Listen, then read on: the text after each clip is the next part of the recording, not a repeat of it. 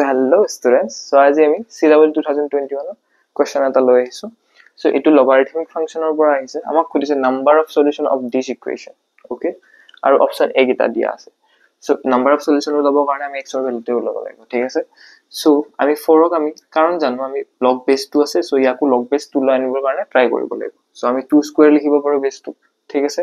যেতিয়া বেসত থাকে পাৱাৰ এটা, যদি বেসত পাৱাৰ এটা থাকে, যেতিয়া আমি সাইডত লইম কি 1 by হৈ পেলাই আহিব যিয়ে নহয় কি 1 by হৈ পেলাই পাৱাৰটো ইয়াতে আহিব যেতিয়া ওপৰত x - 1 ৰ পাৱাৰ যদি 2 থাকিল সো ই ডাইৰেক্ট মাল্টিপ্লাই হৈ গল সো এইটো যেতিয়া আমি সলভ কৰিম সো 2 টো হেফালে মাল্টিপ্লাই কৰিম সো এইটো পালো সো তাৰ পিছত আমি এই 2 টো আমি ওপৰত লৈ যাব পাৰো x - 3 হোল স্কয়াৰ কিয় যাতে আমি log 2 টো কম্পেয়াৰ কৰি পেলাই উঠাই দিব পাৰো সো x - 1 আৰু এটো যেতি a - b হোল স্কয়াৰ ফৰ্মত ভাঙিম তো এটো পাম সো এতিয়া আমি পাম এখিনি টার্ম এই দুটা টার্ম যদি আমি হেফালে লৈ যাও আমি পাম x স্কয়াৰ - 7x + 10 0 ঠিক আছে বেটা সো ইয়াৰে সলিউশন পাম x - 5 আৰু x - 2 0 সো আমি পালো x5 x 5 আৰু 2 ভ্যালু সো এতিয়া তুমি ডাইৰেক্ট 2 ক্লিক কৰি থৈ নাহিবা তুমি স্যাটিসফাই কৰিব লাগিব না ভ্যালু গিটা ঠিক আছে সো আগতে 5 পুট কৰিছো 5 - 1